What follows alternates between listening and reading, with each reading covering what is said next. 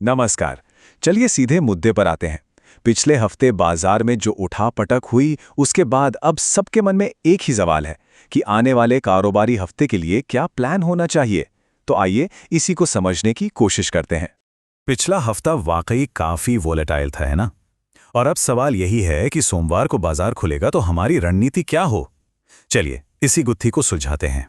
तो सबसे पहले बात करते हैं उस एक कोर फिलॉसफी की जो इस पूरे हफ्ते हमारी ट्रेडिंग का आधार बननी चाहिए। एक्सपर्ट्स की सबसे बड़ी सलाह आखिर है क्या? और ये रही इस पूरे विश्लेषण की सबसे जरूरी लाइन। बाजार साफ साफ कह रहा है कि अभी पैसा सेल ऑन रैली में ही बनेगा, मतलब हर बढ़त को बेचने के एक मौके के तौर पर देखना है। पर सवाल उठता है कि आखिर ऐसी सलाह क्यों दी जा रही है। इसका जवाब हमें सोमवार का बाजार देगा, जो कि निफ्टी और बैंक निफ्टी दोनों के लिए एक लिटमस टेस्ट की तरह होने वाला है।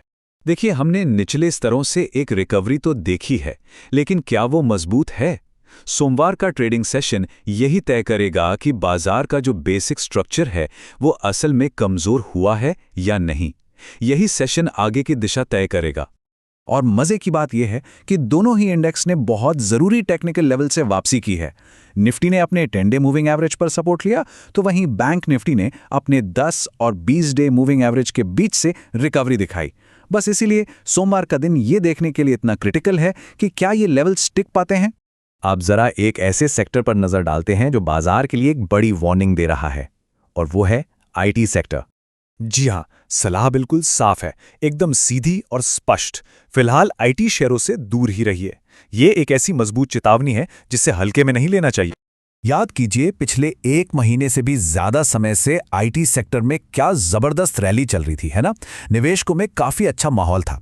लेकिन फिर जो हुआ वो हैरान करने वाला था। सिर्फ 2 ट्रेडिंग दिनों के अंदर सारी की सारी मेहनत पर पानी फिर गया। ये एक लाइन अपने आप में पूरी कहानी कह देती है। जब एक महीने की तेजी सिर्फ 2 दिन में खत्म हो जाए, तो ये एक क्लासिक संकेत होता है कि सेक्टर अब मंदी की पकड़ में है। तो चलिए अब आगे देखते हैं कि आने वाले दिनों में और किन चीजों पर नजर रखनी है। कौन से ऐसे बड़े इवेंट्स और रिस्क हैं जो बाजार की चाल को बदल सकते हैं। तो सबसे पहले तो कच्चे तेल की बढ़ती कीमतें, जो हमेशा एक चिंता का विषय रहती हैं। इसके अलावा रिलायंस और एक्सिस बैंक जैसे बड़े नामों के नतीजे आने वाले हैं, जो मार्केट को एक नया ट्रिगर दे सकते हैं। तो इन सभी बातों का निचोड़ क्या है? अंत में हम घूम फिरकर उसी एक मूल रणनीति पर वापस आते हैं। और ये समझना बहुत जरूरी है, ये रणनीति किसी बड़े क्रैश या गिरावट की भविष्यवाणी नहीं कर रही। नहीं, ये बस जो बाजार अभी संकेत दे रहा है ना, उसे रिस्पेक्ट करने की, उसे फॉलो करने की बात है।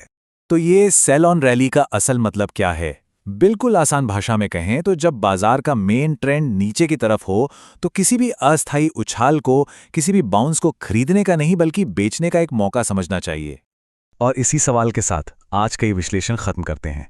निफ्टी और बैंक निफ्टी एक बहुत ही अहम मोड़ पर हैं, और आईटी सेक्टर की चेतावनी भी हमारे सामने है।